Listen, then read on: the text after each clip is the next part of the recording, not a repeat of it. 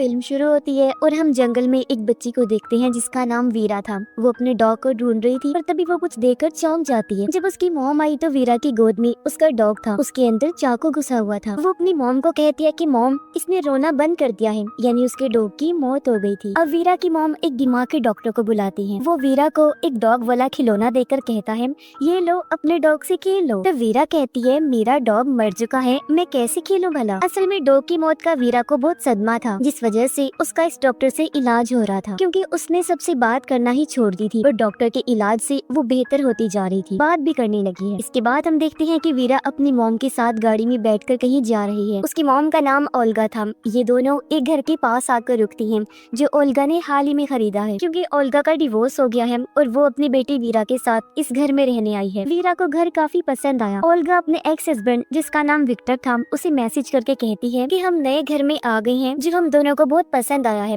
वीरा भी नॉर्मल हो रही है और इस तरह वो अपने हस्बैंड को खबर करती रहती है। जैसे ही रात हुई, लाइट्स टिमटिमाने लगती हैं, पर इस पर ओल्गा का ध्यान नहीं गया और वो वीरा को उसके कमरे में सुलाने चली गई। फिर जब वो अपने कमरे में जा रही थी तो एटिक का दरवाजा खुला हुआ देखती है, जो हालांकि पहले बंद था। तब हैरान होकर वो चेक करने गई। एटिक खाली था, बस वहाँ एक बॉक्स पड़ा हुआ था। ये बॉक्स भी ओल्गा ने पहले वहाँ नहीं देखा था, इसलिए वो इसे खोलकर देखती है, जिसके अंदर एक डायरी और बहुत सारी छोटे छोटे चीजें पड़ी हुई थी। इसी के साथ उसे नीचे से आवाज आने लगी। वो सोचती है ये वीरा होगी जो नींद से जाग गई है और ऊपर मेरे पास आ रही होगी, पर जैसे वो उठी उसे ऐसा महसूस होता है जैसे कोई परछाई मेरे पास से गुजरी है। पर उसने सोचा ये मेरा वहम होगा, मेरी ही परछाई होगी जिससे मैं घबरा रही हूँ। इस चीज पर वो ज्यादा ध्यान ना देते हुए अपने कमरे में सोने के लिए चली जाती है। अगली सुबह उसने एजेंसी को मैसेज किया, कहती है कि आपने तो कहा था कि पूरा घर खाली है, पर एटिक में बॉक्स है जिसके अंदर डायरी और कुछ सामान है, जरा पता लगवाइए कि वो किसका है। फिर आज वीकेंड था, जहाँ विक्टर वीरा को लेने आया हुआ था, क्योंकि कोर्ट के मुताबिक वीरा बाकी दिन अपनी मॉम के साथ रहेगी, जबकि वीकेंड पर डैड के साथ। वीरा भी खुशी से अपना सामान पैक करके आ जाती है जाने के लिए, क्योंकि उसके डैड ने वादा किया था कि वो उसे घोड़े की सवारी करवाएगा। लेकिन अब विक्टर ये कह देता है कि बेटा,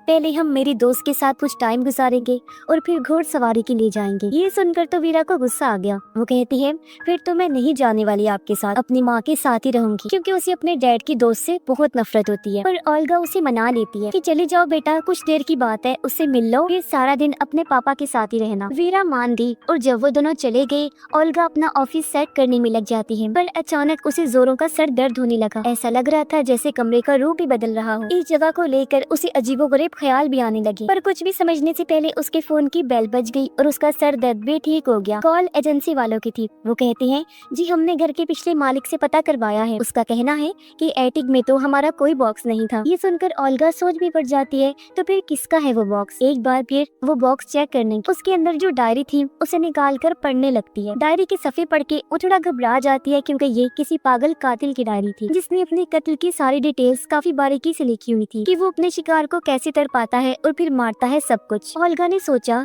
नहीं, ये बॉक्स अब एक सेकंड भी मेरे घर नहीं रहेगा। ये सोचकर वो बॉक्स को घर से बाहर कचरे के पास रख देती है। फिर वो एटिक की सफाई करने गई, पर ये देखकर उसे झटका लगा कि बॉक्स वहीं पर पड़ा हुआ था, जिसे वो कुछ देर पहले कचरे के साथ रख के आई थी। वो फिर से एटिक में आ गया। ओल्गा घबराकर घर से बाहर जाने लगी, पर तभी विक्टर की कॉल आई। वो तो और डरा देने वाली बात बताता है कि वीरा ने अपना हाथ ही काट लिया है और हम हॉस्पिटल में हैं। ये सुनकर तो फौरन ओल्गा हॉस्पिटल पहुंची, जहां विक्टर के साथ उसकी दोस्त भी थी। ओल्गा कहती है, आखिर तुमने उसे चाकू दिया ही क्यों? विक्टर की दोस्त कहती है, मैं किचन में काम कर रही थी, वो मेरे पास आकर जिद करने लगी कि मुझे चाकू दो, मैं आपके साथ काम करवाऊंगी। हालांकि मैंने चाकू उससे लेकर रख भी दिया था, और उसने दोबारा चाकू लिया और अपना हाथ काट लिया। लो बताओ, ये कोई बात है? ओल्गा सोचती है, कोई हाल नहीं, कितने लापरवाह लोग हैं। तभी डॉक्टर आया। वो बताता है कि आप लोग घबराए नहीं, कोई खतरे वाली बात नहीं है, बस 4-5 दिन रोजाना उसकी पट्टी चेंज करनी होगी ताकि वो ठीक हो जाए। अब ओल्गा उनसे कहती है, अच्छा मैं जा रही हूँ, अगर वीरा ने मुझे देखा तो मेरे साथ चलने की जिद करेगी, मैं उसे कल लेकर जाऊंगी, क्योंकि नया घर है, मैं कुछ काम करवा रही हूँ। पर हम जानते हैं कि वो झूठ बोल रही है, वजह तो वो बॉक्स है, पर वो उनसे छुपाती है। तब विक्टर की दोस्त कहती है, अगर घर का काम चल रहा है तो तुम भी हमारे साथ ही रह लो। इस पर ओल्गा मान गई और शाम को ये सब विक्टर के घर आ जाते हैं, जहाँ ओल्गा वीरा से पूछती है, बेटा आखिर तुमने अपना हाथ क्यों काटा? पर विक्टर उसे रोकते हुए वीरा को बाहर भेज देता है। ओल्गा उस पर गुस्सा करती है कि ये क्या हरकत है, मैं उसे सवाल कर रही हूँ और तुमने उसे बाहर भेज दिया। विक्टर कहता है देखो वो सिर्फ हादसा था, उसने जानबूझकर थोड़ी ना किया है। ओल्गा कहती है क्या तुम्हें ये छोटी बात लगती है, देखा उसने अपने डॉग के साथ क्या किया था। जी हाँ, डॉग के साथ उसने कुछ किया था जिसका जवाब हमें आगे पता चलेगा। पर उसकी बात सुनकर विक्टर कहता है ये बस इत्तेफाक है, अब कोई नई कहानी मत बना दो। और इस तरह वो ओल्गा को चुप करवा देता है। अगली सुबह ओल्गा किसी तरह वीरा को समझाकर अकेले ही घर आ जाती है। जी हाँ, वो घर पर डॉक्टर को बुलाती है। डॉक्टर को उसने बॉक्स के बारे में बता दिया था पर वो यकीन नहीं करता और ओल्गा के साथ एक बार फिर बॉक्स को कचरे के पास छोड़ देता है। पर जब उन्होंने एटिक में आकर देखा तो एक बार फिर उन्हें झटका लगता है क्योंकि बॉक्स वही था, वो भी बिल्कुल उसी जगह पर जहाँ पहले पड़ा हुआ था। अब डॉक्टर को भी काफी अजीब लगा, इसलिए वो भी उस डायरी को पढ़ने लगा जहाँ ओल्गा को फिर से ख्याल नजर आने लगे कि ये कमरा बहुत ही अजीब है और वो देखती है कि किस तरह कातिल अपने विक्टिम्स, अपने शिकारियों को मारता है, जिससे वो काफी घबरा गई। डॉक्टर देखता है कि डायरी में कातिल के विक्टिम्स के नाम और उनकी उम्र भी लिखी हुई है। उन नामों को ओल्गा इंटरनेट पर सर्च करती है पर इन नामों के कत्ल की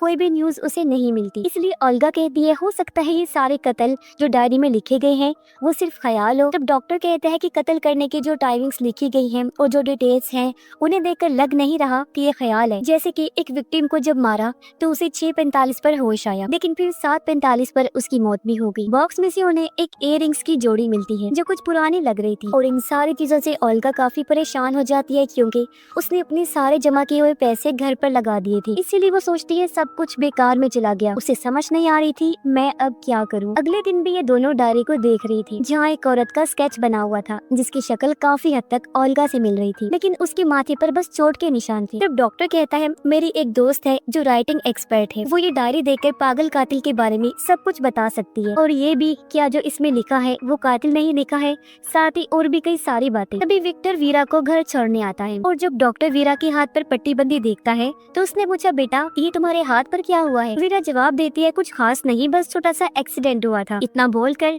वो अपने कमरे में चली जाती है जहाँ ओल्गा उसे सुला देती है। अगली सुबह ओल्गा वीरा के बैग में अजीब सी ड्राइंग देखती है जहाँ उसने अपना हाथ काटा हुआ था, उसका खून बह रहा था और हाथ में चाकू था, यानी अपने हाथ से वाला पूरा स्केच उसने बनाया हुआ था। ये देखकर ओल्गा उस दिन के बारे में याद करती है जब इनके डॉग की मौत हुई। उस दिन दरअसल इनका डॉग एक गाड़ी के नीचे आ गया था और बुरी तरह जख्मी हो गया था। विक्टर डॉग को उठाकर लाया ताकि उसे हॉस्पिटल ले जा सके, पर जब ओल्गा डॉग को देखने आई तो डॉग के पेट में चाकू घोंपा हुआ था जो कि वीरा का ही काम था। और वो ओल्गा से जब कह रही थी कि इसने रोना बंद कर दिया है तो इसका मतलब था कि उसे अपने डॉग का दर्द देखा नहीं जा रहा था और उसे दर्द से छुटकारा देने के लिए उसने डॉग को चाकू से मार दिया, जिसके बाद इस दिमाग के डॉक्टर से उसका इलाज करवाया जा रहा था। उसका एक सेशन आज भी डॉक्टर कर रहा था। वो वीरा से कहता है अच्छा बताओ उस दिन जो तुम्हारी मॉम डैड डॉग को हॉस्पिटल लेकर जा रही थी क्या वो सही कर रहे थे, ये जो तुमने किया वो ठीक था। वीरा कहती है जो मैंने किया वो ही ठीक था, वो बेचारा दर्द में तड़प रहा था। मॉम डैड को तो उसकी तकलीफ का एहसास ही नहीं हुआ, मुझसे उसका दर्द देखा नहीं गया तो मैंने दर्द से उसकी जान छुड़वा दी। फिर डॉक्टर पूछता है अच्छा उस दिन तुमने अपना हाथ क्यों काटा। वीरा जवाब देती है सारी गलती मेरे पापा के दोस्त की है, उसे आता ही नहीं मेरा ख्याल रखना। दरअसल उस दिन वीरा ने अपना हाथ बेजानबूझकर काटा था ताकि वो विक्टर की दोस्त पर इल्जाम देकर उसे कसूरवार साबित कर सके क्योंकि वो उसे पसंद जो नहीं थी। अगले दिन ओल्गा और डॉक्टर राइटिंग एक्सपर्ट के पास जाते हैं, उसे पागल कातिल की डायरी देते हैं। डायरी की हर चीज को गौर से देखने के बाद वो बताती है कि इस डायरी को 3 हिस्सों में बांटा जा सकता है। पहली 2 जो विक्टिम्स हैं उन पर जुल्म करने की, उन्हें मारने की पूरी डिटेल्स लिखी हुई है, लेकिन जो तीसरा विक्टिम है जिसका नाम मार्टिन है उसे शायद अब एक कातिल ने मारना शुरू किया हो क्योंकि उसकी कत्ल की कोई डिटेल नहीं लिखी हुई। हो सकता है अब एक कातिल ने उसे ना मारा हो। और हाँ, इन तीनों विक्टिम्स के अलावा डायरी में चौथे विक्टिम के होने के चांसेस भी नजर आ रहे हैं, जिसके बारे में कातिल ने साफ साफ तो नहीं लिखा, जैसे कि उसका नाम क्या है और बाकी डिटेल्स बस उस अनजान विक्टिम का बार बार जिक्र हुआ है। हो सकता है वो चौथा वाला विक्टिम ही पहला हो जिसके बारे में कातिल को इसलिए याद नहीं क्योंकि उसका कत्ल उसने बचपन में किया होगा। वैसे जो भी है वो कातिल लड़की काफी डिप्रेशन में लगी मुझे, उसके अंदर बहुत तकलीफ और बहुत गुस्सा भरा हुआ था। और ये सुनकर तो दोनों काफी चौंक गई। कहते हैं क्या कहा आपने, कातिल लड़की? एक्सपर्ट कहती है कि हाँ, इस राइटिंग को देखने से साफ लग रहा है कि पागल कातिल एक लड़की है और तो और इसके लिखने का अंदाज भी अनोखा है। अब जैसे आमतौर पर हम अंगूठे और इंडेक्स उंगली से लिखते हैं, पर कातिल ने अपने अंगूठे और बीच वाली उंगली से पेन को पकड़ के लिखा हुआ है। अब ये सारी बातें सुनकर ओल्गा काफी परेशान हो गई। वो सोचती है अब मैं क्या करूँ, एक पागल कातिल के घर में कैसे अपनी बच्ची को रखूँ। ऊपर से मुझे भी हर टाइम ऐसा महसूस होता है जैसे कातिल घर में ही है। तब डॉक्टर उसे कहता है तुम ऐसा करो, उसे विक्टर के घर छोड़ दो और फिर सोचेंगे कि आगे क्या करना है, और जब सारे हालात ठीक होंगे तुम तब उसे वापस लेकर आना। डॉक्टर ओल्गा को भी दवाई देता है खाने के लिए, क्योंकि वो काफी परेशान थी। दवाई खाकर वो जब नहाने गई तो उसे अपने कमरे से आवाज आती है। उसने जब जाकर चेक किया तो वो किसी की परछाई को देखती है। उसे पकड़ने के लिए जब ओल्गा पीछे भागी तो अचानक कोई उसके सर पर जोर से मारता है, जिससे वो नीचे गिर गई। उसकी आवाज सुनकर डॉक्टर फौरन यहाँ आकर उसे संभालता है। ओल्गा उसे बताती है कि वो कातिल घर में ही है, मैंने उसे देखा था और उसने मुझ पर हमला किया है। पर डॉक्टर को तो वहाँ कोई नजर नहीं आता। पर तभी एटिक में से किसी के भागने की आवाज आई। डॉक्टर सोचता है ये जरूर कातिल ही होगी, इसीलिए वो जाकर जब चेक करता है तो वहाँ जख्मी हालत में ओल्गा बैठी हुई थी, जो अभी भी उस डायरी को पढ़ रही होती है। वो डॉक्टर को कहती है कि देखो, अभी तक इस डायरी में ये लिखा हुआ था कि मार्टिन पर सिर्फ जुल्म किया जा रहा है, पर अब तो इस पर ये भी लिखा हुआ है कि अगले 48 घंटों में उसकी मौत हो जाएगी। ऐसा लग रहा है कि जो भी वो कातिल करती है ना, वो अपने आप ही इस डायरी में लिखा जाता है, और अब हमें मार्टिन का पता लगाकर उसकी जान बचानी हो। फिर जब ओल्गा ने गौर किया तो वो डॉक्टर को उसी औरत का स्केच दिखाती है जिसकी शक्ल ओल्गा से मिल रही थी। वो कहती है देखो, मेरे जैसे इस औरत के माथे पर चोट का निशान है, जो पहले मेरे माथे पर नहीं था पर अब बिल्कुल उसी जगह पर बन गया है। मुझे समझ नहीं आ रही कि क्या हो रहा है। मैंने इतना अंदाजा लगाया है कि डायरी में जो भी लिखा है वो प्रेजेंट यानी मौजूदा वक्त में हो जाता है। मतलब डायरी के हिसाब से माजी में लिखी गई चीजें प्रेजेंट टाइम और फ्यूचर टाइम यानी आने वाले वक्त में होंगी। वो डॉक्टर को कहती है कि मेरी बात पे यकीन करो, मैं सच कह रही हूँ, और चलो मार्टिन को बचा ले चलते हैं। डॉक्टर उसकी बात मान लेता है और ये डायरी में लिखी गई मार्टिन की डिटेल्स निकालते हैं, जहाँ से इन्हें एक रेस्टोरेंट का पता चला। ये जब वहाँ गए तो पता चला कि वो रेस्टोरेंट तो अभी बन रहा है। ये दोनों वहाँ की औरत से कहते हैं कि हम मार्टिन से मिलना चाहते हैं। औरत के हाथ में एक बच्चा था। वो कहती है ये रहा मेरा बेटा, इसी का नाम मार्टिन है। अब डायरी के हिसाब से मार्टिन की उम्र तो 32 साल होगी। तो ये दोनों सोचते हैं कि क्या जब मार्टिन 32 साल का होगा तब उसकी मौत होगी। इस सोच के साथ उनका दिमाग चकरा गया और वो घर आ जाती है। ओल्गा कहती है मुझे इस बात की परेशानी हो रही है कि 48 घंटे खत्म होने को है, मार्टिन को हमें बचाना है, कैसे बचाएं? पर तभी ओल्गा ने बड़ा चौंका देने वाला सीन देखा कि वीरा के हाथ पर पट्टी लगी हुई है, जिस वजह से वो अंगूठे के साथ अपने इंडेक्स वाले फिंगर इस्तेमाल नहीं कर पा रही थी। इसीलिए वो अंगूठे और दरमियान वाली उंगली की मदद से पेंसिल पकड़कर ड्राइंग कर रही थी, यानी वही चीज जो एक्सपर्ट ने कातिल के बारे में बताई थी। ओल्गा उसे पेंसिल छीलकर कहती है कि जब तक तुम्हारा हाथ ठीक नहीं हो जाता तुम ड्राइंग नहीं करोगी। ये सुनकर वीरा को अपनी मॉम पर गुस्सा आ गया। पर तभी विक्टर की आवाज आई और वो भागकर अपने डैड के पास चली जाती है। पर ये क्या, विक्टर तो वीरा के लिए गिफ्ट के तौर पर गोही बॉक्स लेकर आया था, जो एटिक से जाने का नाम ही नहीं ले रहा। ओल्गा तो एकदम सुन पड़ जाती है, उसे समझ नहीं आ रही थी कि ये क्या हो रहा है। फिर वो बॉक्स और वीरा को एटिक में लेकर गई और उससे पूछती है बेटा, जो चीजें इस बॉक्स में हैं, क्या तुम उनके बारे में जानती हो? पर वीरा कहती है नहीं मॉम, बिल्कुल भी नहीं। इस पर ओल्गा उसे वहाँ से भेज देती है। और अब जब उसने डायरी को देखा तो उसमें लिखा था कि मार्टिन की मौत हो गई है। ओल्गा फिर परेशान होती है, साथ ही उसे दुख भी हो रहा था कि मैं कुछ नहीं कर पा रही हूँ। इस बारे में जब डॉक्टर उससे पूछता है तो ओल्गा बताती है कि वो पागल कातिल और कोई नहीं बल्कि वीरा है, मेरी बेटी, जो अभी तो बहुत मासूम लगती है, पर बड़े होकर फ्यूचर में वो एक पागल कातिल बनने वाली है। फ्यूचर में जो भी खून वो करेगी उन सब की डिटेल्स इस डायरी में लिखी हुई है, जो बताकर उसने डॉक्टर को डायरी दिखाई जहाँ मार्टिन की मौत का जिक्र था। ओल्गा रोने लगी, कहती है आखिर मेरी परवरिश में क्या ऐसी कमी रह गई थी कि मेरी बेटी एक कातिल बनेगी, पर मैं उसे कातिल बनने नहीं देने वाली, प्लीज मेरी मदद करो। इस पर डॉक्टर कहता छोटी बच्ची है अभी वो, हम उसका इलाज कर रहे हैं ना, तुम परेशान ना हो, ठीक हो जाएगी। और डायरी में ये भी लिखा हुआ था कि किसी गलत वाइब्रेशन की वजह से उसने अपना पहला कत्ल किया, और अगर हम उस वाइब्रेशन के बारे में पता लगा लें तो हम उसे रोक सकते हैं। इससे ना वो अपना पहला खून करेगी और ना ही कातिल बनेगी। ओल्गा कहती है वो बात ठीक है, पर अगर उसका पहला विक्टिम डॉग ही था तो फिर उसे तो वीरा ने मार ही दिया है ना। इसलिए अब ये लोग दोबारा राइटिंग एक्सपर्ट के पास गए तो वो बताती है कि डायरी में किए गए उसने सारे खून बड़ी होकर किए हैं, और जो डॉग को उसने मारा है ना, वो तो बचपन में उसने किया। अपनी तरफ से उसे लग रहा था कि उसने ठीक किया, डॉग को तड़पते हुए उसे देखा नहीं गया तो उसने मार दिया उसे। बचपन में ये की गई गलती को हम खून नहीं कहेंगे, खून उसने बड़े होकर किया। और उसका पहला विक्टिम वो चौथा है जिसके बारे में मैंने बताया था कि उसका नाम वगैरह नहीं लिखा गया, बस उसका जिक्र हुआ है। और हाँ, हो सकता है उस पहले विक्टिम ने ही बच्ची को कुछ कहा होगा, उसके साथ कुछ किया होगा कि उसे गुस्सा आ गया। हो सकता है कि उसने बचपन में बच्चे की जान लेने की कोशिश की हो, जिसका बदला फिर बच्ची ने बड़े होकर लिया और उसके अंदर का जानवर जाग गया और उसने अपना पहला कत्ल किया, जिसका जिक्र डायरी में कहीं पर भी नहीं। अगली सुबह बेबस होकर ओल्गा वीरा की बर्थडे पार्टी में बैठी होती है और वीरा आराम से खेल रही थी और तभी विक्टर अपने दोस्त को इयररिंग्स गिफ्ट देता है, जो देख ओल्गा को शौक लगा क्योंकि ये वही इयररिंग्स थे जो उसे उस बॉक्स में से मिली थी, कातिल का बॉक्स यानी कि वीरा का बॉक्स, जो देखकर ओल्गा समझ गई कि इसका मतलब वीरा की पहली विक्टिम विक्टर की दोस्त है, यानी बड़े होकर वीरा सबसे पहले उसे मारकर अपना पहला कत्ल करेगी क्योंकि वो उसी सख्त नफरत जो करती है। इसलिए ओल्गा जब उसे घर लेकर आई तो फैसला करती है कि आइंदा के बाद मैं वीरा को कभी विक्टर के घर नहीं भेजूंगी क्योंकि वो कैसे भी करके अपनी बेटी को कातिल बनने से बचाना चाहती थी। जैसे वीकेंड हुआ,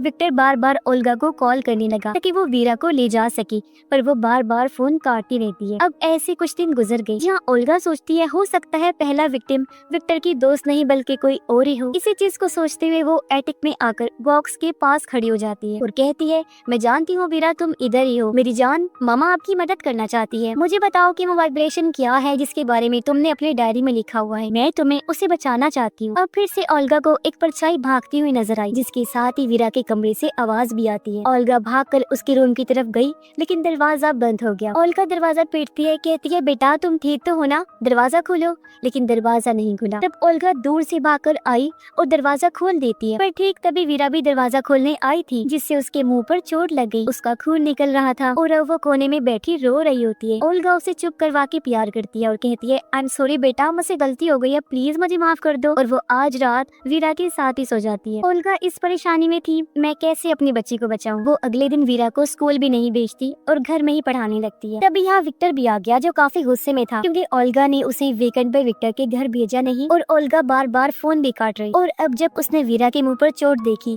तो गुस्से में पूछता है, ये तुम मेरी बेटी के साथ क्या कर रही हो। अब उन दोनों को झगड़ते हुए देखकर वीरा डरकर भाग जाती है। गुस्से में विक्टर भी वहाँ से चला गया। तभी यहाँ डॉक्टर भी आ गया। वो कहता है, तुम वीरा को सेशन के लिए क्यों नहीं भेज रही। ओल्गा कहती है, उसे किसी दिमाग के इलाज की जरूरत नहीं है, मैं उसे संभाल लूंगी, उसकी माँ हूँ, उसका ख्याल रखना जानती हूँ और उसे कातिल बनने से रोक लूंगी। तब डॉक्टर वहाँ से चला गया। तभी विक्टर वापस आ गया, वो भी पुलिस के साथ, क्योंकि वीरा को उसके घर ना भेजकर ओल्गा ने कोर्ट के असूल को तोड़ा था, यानी कि अब कार्रवाई होगी। तो अब कोई और रास्ता ना होने पर वो वीरा को विक्टर के साथ भेज देती है।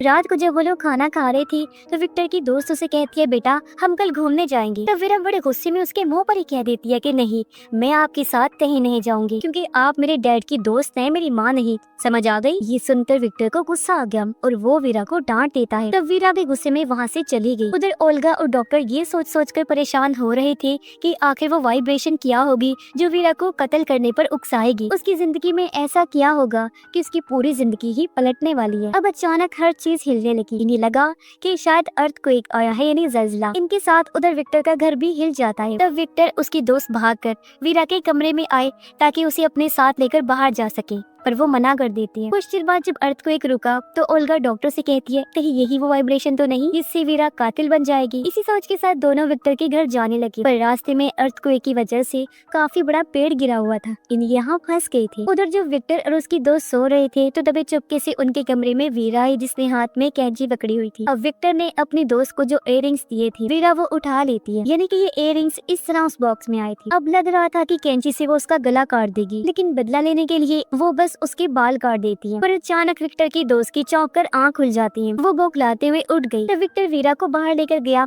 उसे डांट देता है, ये तुम क्या हरकत कर रही थी, हाँ पागल हो गई हो। वो उसे और भी बुरा भला कहकर खूब डांटने लगता है। वीरा रोते हुए वहीं सीढ़ियों के पास बैठ गई, कहती है मुझे मॉम के पास जाना है। तभी यहाँ ओल्गा और डॉक्टर भी आ गए। ओल्गा के पास भी इस घर की चाबी थी और जब वो अंदर आई तो उसे किसी के गिरने की आवाज आई और जब उसने जाकर देखा तो वहाँ विक्टर की लाश थी, यानी उसे मार दिया गया था। और जिस पहले कत्ल का डर ओल्गा को था आखिर वो हो ही गया। ऊपर सीढ़ियों के पास वीरा बैठी हुई थी। असल में विक्टर उसे लगातार डांटता ही जा रहा था, जिस बात से गुस्सा होकर उसने विक्टर को धक्का मारा और वो किनारे पर ही खड़ा था। उसका पैर फिसला और सीढ़ियों में आकर गिरा और उसकी मौत हो गई। ये देखकर ओल्गा पूरी तरह टूट गई, फूट फूट कर रोने लगती है, क्योंकि ये पहला कत्ल एक ट्रिगर की तरह है कि अगर ये हो गया तो फिर बाकी कत्ल भी होंगे। और ओल्गा की लाख कोशिश के बाद भी कोई वीरा को कातिल बनने से नहीं रोक सकता। खैर जैसे अगली सुबह हुई, एम्बुलेंस टीम, पुलिस सब आ जाते हैं। डॉक्टर ओल्गा से कहते हैं कि वीरा को नहीं लेकर जा सकती तुम, क्योंकि अभी इन्वेस्टिगेशन चल रही है। अब जैसे ओल्गा अकेली हुई, मौके का फायदा उठाकर चुपके से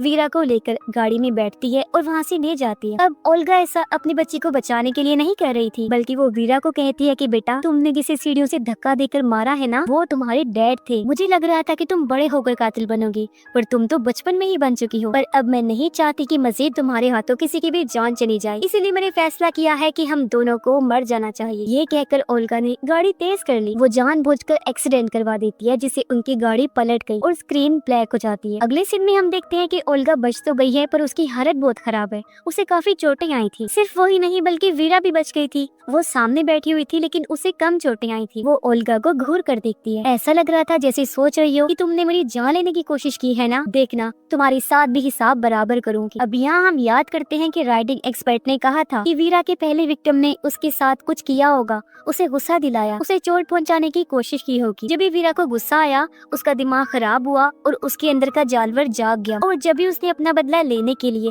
अपने उस पहले विक्टिम को मार दिया, जिसके बाद उसे लोगों को मारने की लत लग गई, जहाँ बड़ी होने के बाद उसने और भी लोगों का कत्ल किया। अब हम जानते हैं कि हालांकि विक्टर वीरा की वजह से ही मरा है, पर उसने तो वैसे ही खुद से दूर करने के लिए उसे धक्का दिया था। मतलब उसका इरादा अपने डैड को मारने का नहीं था, यानी वो बस एक एक्सीडेंट था। पर जैसा कि हमने देखा कि ओल्गा ने उसकी जान लेने की कोशिश की, तो तब बदला लेने के लिए वीरा पहला कत्ल ओल्गा का करेगी, यानी उसका पहला विक्टिम और कोई नहीं बल्कि उसकी माँ है। वो पहला कत्ल उसका करेगी। और बॉक्स बार बार इसलिए एटिक में आ रहा था क्योंकि अर्थक्वेक आने से टाइम ट्रेवल यानी पास्ट प्रेजेंट का पोर्टल वहाँ पर खुल गया था, जहाँ से ही बार बार वो एटिक में आया जाया करता था। क्योंकि इसके बाद भी कई साल वीरा उसी घर में रही और लोगों के खून, उन्हें मारना पीटना सब वो यही करती, जिसके बारे में उस डायरी में सब कुछ लिखा हुआ है। और इस तरह ये लूप चलता रहा और बार बार बॉक्स वापस आने के पीछे यही वजह है। अपनी माँ ओल्गा का पहला खून करने के बाद वो आखिर पागल कातिल बन जाएगी, जो सीरियल किलर होगी, यानी कि वो किसी को भी नहीं छोड़ेगी। और इसी भयानक एंडिंग के साथ ये फिल्म इधर ही खत्म हो जाती है।